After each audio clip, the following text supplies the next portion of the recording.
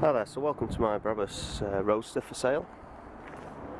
Reason for this video is obviously so you can get a good look of the car I'm advertising on eBay, but also, to be honest, because when I was looking for this vehicle, or this type of vehicle, I couldn't actually find too much on YouTube and the internet myself, which gave me an insight, you know, what it looked like. So I'll just highlight that. It's in the advert, but it's got a little scratch there you can see, which hopefully comes out. It's just on a plastic, so it's not something personally the previous owner or myself have been bothered about, as it's not something that's going to rust. It's obviously something you can do when you give the front end a flick some point for stone chips. So you've got a button inside and on the key fob here to release the boot. Inside here you've got the 700cc engine, which is there, powered by Brabus. For those of you that don't know, I mean, there's information on the web there on Evolution and FQ101, but essentially there's three types of smart engines. The first ones were 600s, the Roadsters, and I think later smarts were then 700, which this is, albeit a tuned version, and the more recent ones are now 1 litre. I think it's maybe a Mitsubishi engine, but they obviously don't make the Roadster anymore, so you don't get that engine for that. Now, if you read on the web, yes, you can tune the standard Roadster to roughly the same power as one of these, but these are a very different engine. Internally, I know they've got at least new shells, but I think they've also got possibly new crank and rods. And if you tune one of these, I think they'll go to about 125, 130 brake horse. It's not just, you're getting a lot more with the Brabus than a standard Roadster. So I've got a little list here just so hopefully I don't forget everything. So modifications, we've got the engine, there's the TKI pipe, there's the exhaust, which hopefully will come out. I don't know if you can see that there. That's got a lifetime warranty and it's a long life exhaust. You might, I can't tell there without looking after, but I think you'll see the silicone pipe, that's the TKI pipe. We've got LEDs in these. They're quite well known for, as you can see, there's a little bit of water ingress there. It's a common fault in them, so I've put LED lights on and it prevents them blowing. There's new number plates front and rear with the Euro sign on it if you do take it abroad. And you've also got, yes, you have parking sensors, because to be honest, I struggled parking this even with it being so short. I didn't want to end up scuffing the bumper on somebody else's, so I popped those on as well.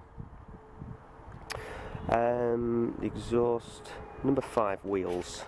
So these have been done by the previous owner, M5, I think it's called anthracite, obviously all the way round. Very good for brake discs. You can just literally wipe the stuff off. It comes off very easily, so you don't get the usual alloy tarnish, which can be a pain. Obviously in alloy wheels you've got to either have dirty alloy wheels or you keep cleaning them.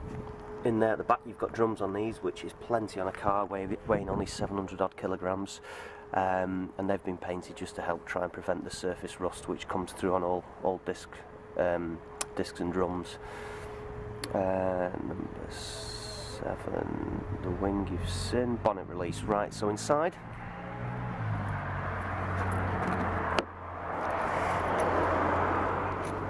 let me just,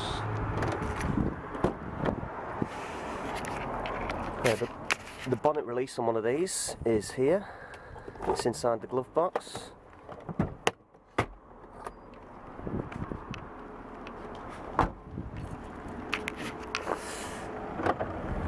Which you open there, and you have the standard smart service pack inside of there.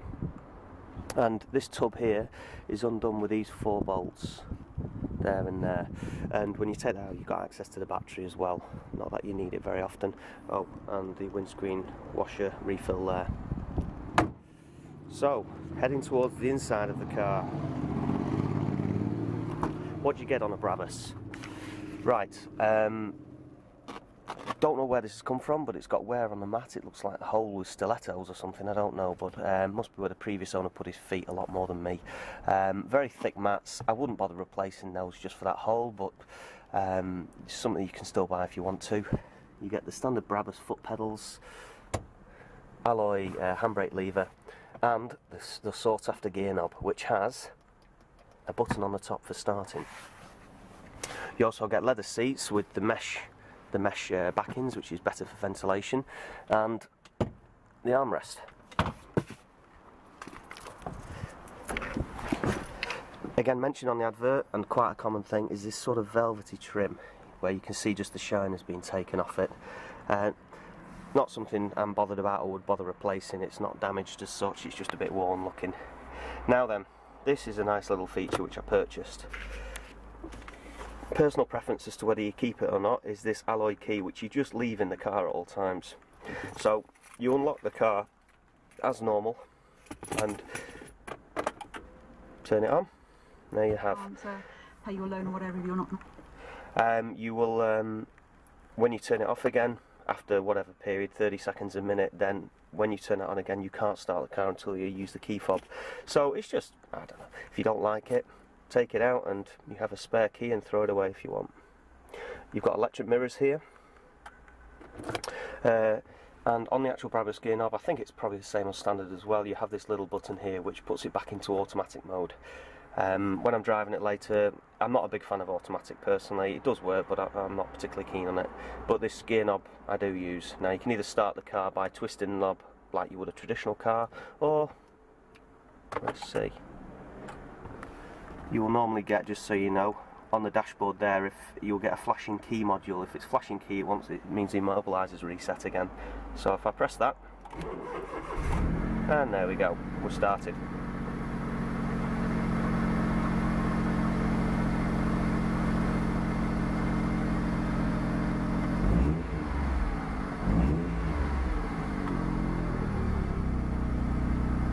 Okay, and again, let me turn off so you can hear. You've got boost gauges which you can turn. So you've got a boost and a water temperature, standard heater controls, nothing unusual there, internal and external air coming in. You've got heated rear windscreen, your heated seats left and right, and air conditioning, which at the moment needs regassing if you're bothered. I've put on a little, I don't know what, chrome shiny metal gear knob anyway, radio knob, sorry. Let me see, does that work without? Yeah, that works without the ignition. Just your standard 4 channels. Well, presets that is, sorry. And you can, if you want, upgrade those to DAB, I believe, but at quite a cost, so again, up to yourself whether you do. Electric windows left and right, rear boot release, which you can hear there. And then we have the roof here, which goes forwards and backwards. Again, when I drive it, I'll show you, and there's a little knack to when you're bringing it back up of a couple little bits. You've got front fog lights and traction control off, should you wish. The previous owner was much more of a spirited driver than me. He said this thing sticks to the road better than this TVR, which isn't hard because TVRs don't stick to the road that well. He says they're a brilliant car for sticking to the road. I've not tested the theory, I'll be honest. I'm after a van again for that reason, but it's a fantastic little drive.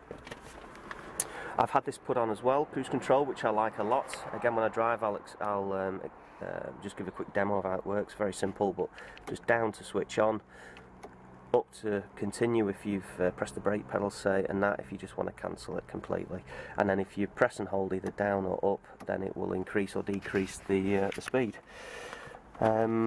Subject to that, I think it's just now a drive, so you can see what it's like. But what I will say, and I've said it in the advert, is the drive is a lot more. It's quieter than, say, a VX220. It's more refined. It's not a BMW Z4 Audi TT. You feel the road a lot better than that, but you don't feel the lumps and bumps like you would do in a Lotus Elise or VX220. It's a good happy in between. If you wanted to commute 100, 200 miles a day in this, you could comfortably, and I mean comfortably. Last but not least, now that I remember, we have the module down there for the Bluetooth for the Sony, and there it is over there. You can see when you switch it on, it will first connect. Okay, so now for the drive. Okay, so here we are driving the smart car. Looks like somebody's dropped something on the road there, some gravel. Right, so there I am in first gear. We have paddles here on the steering wheel, and we've got the gear knob down here. where you just push forward or pull back depending what you want to do. That slight slipping sound that you hear, you're supposed to really, when you change gear, foot off the accelerator like you would change normally in your manual car, and then you don't have that sound. Now,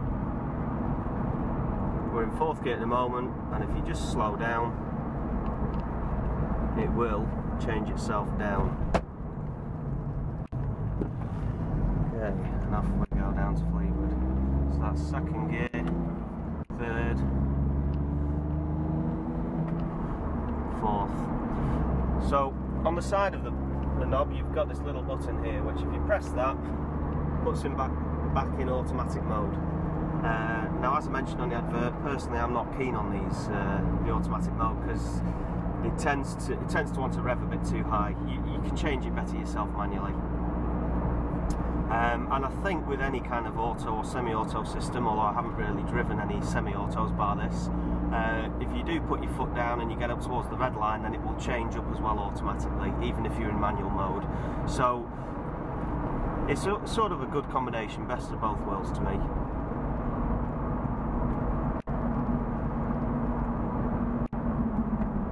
I'll turn right, get past all this traffic here.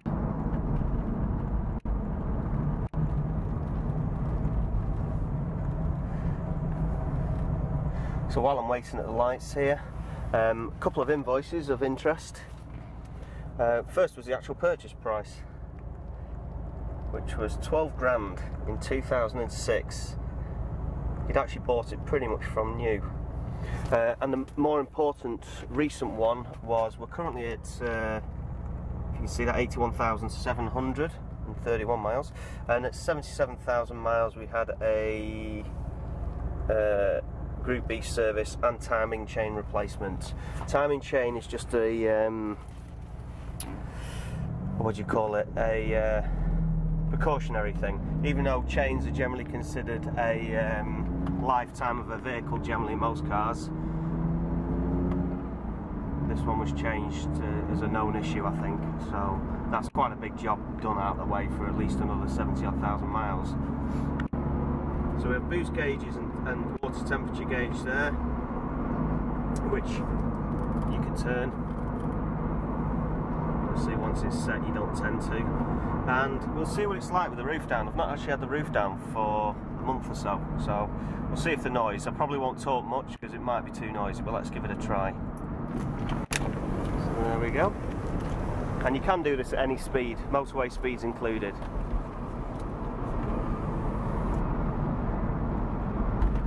And there we are, the roof is down.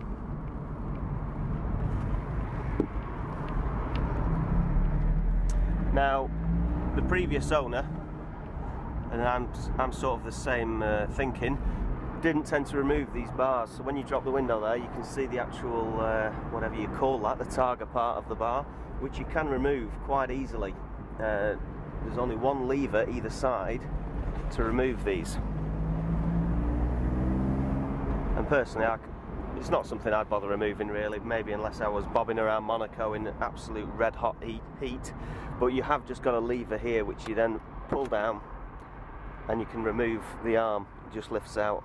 I will show that when I get back, just as an example. And they fit inside it's got a special place right inside the bonnet area. So I'm just bringing the roof back up, and there's a thing I want to show you, which is common on these cars. And there, I don't know if you can see that, but that there, you just poke that up. Same on the other side behind me, and you can then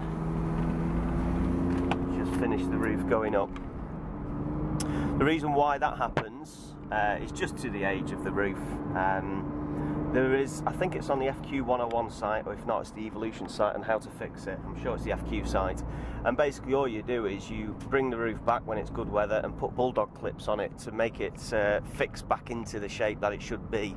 And basically it's just lost a bit of memory on the shape.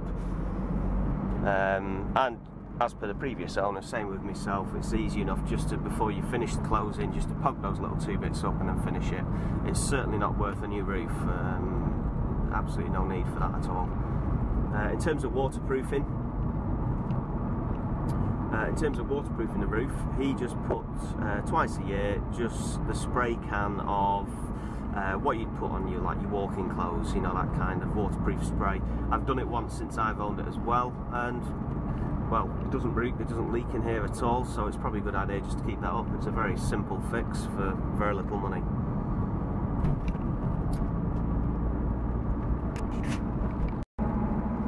Okay, now that the car's warming up, again, not that I really do it very often, but I'll put my foot down just so you can hear what this this exhaust sounds like, which is a pretty good exhaust, I've got to say, nice and fruity.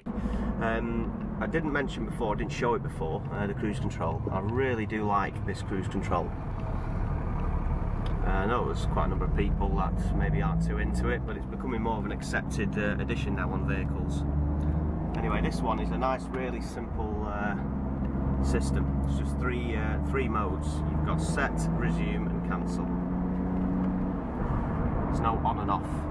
So here we are, we just do that. I like the speed, I just flick it down, I'm on. And you can change gear and it doesn't turn it off.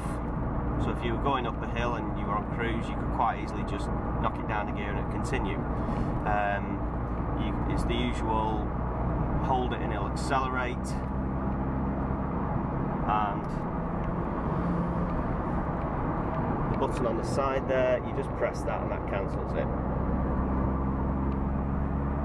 Got the bikers coming to the bike shop here.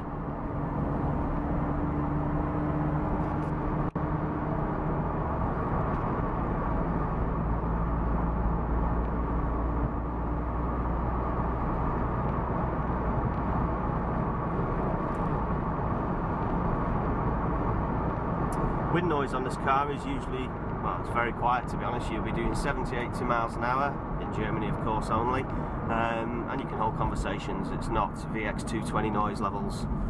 It's, for what it is, it's an extremely quiet car, I've got to say. Right, so it's...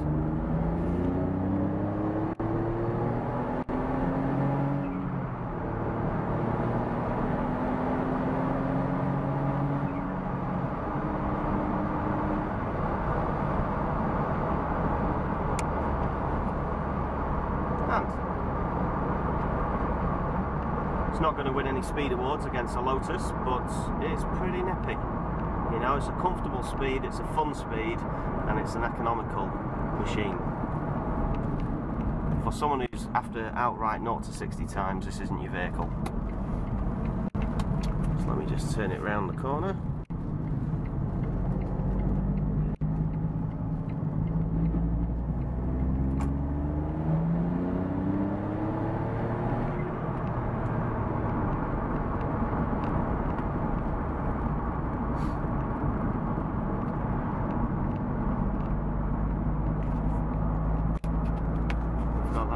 Low sun.